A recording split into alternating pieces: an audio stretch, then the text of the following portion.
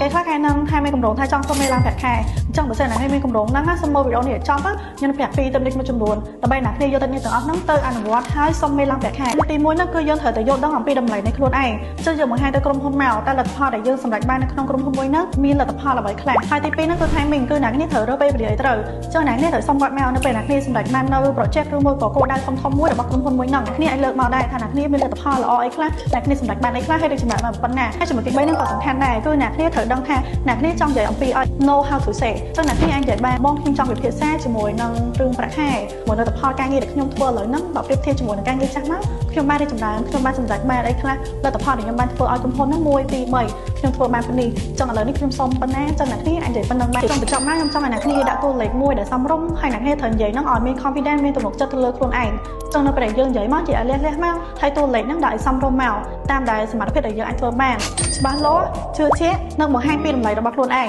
នេះហើយគឺជាកន្លឹះដ៏ល្អមួយសម្រាប់អ្នកគ្នាសូមមេឡើងប្រាក់ខែដើម្បីឲ្យជោគជ័យដើម្បីឲ្យមានប្រសិទ្ធភាពអញ្ចឹងខ្ញុំជួយ follow មួយផងដើម្បីឲ្យខ្ញុំមានកម្លាំងចិត្តចេញនៅវីដេអូក្រោយៗទៀតដើម្បីអ្នកគ្នាបានទទួលយកចំណេះដឹងថ្មីៗរបស់គ្នា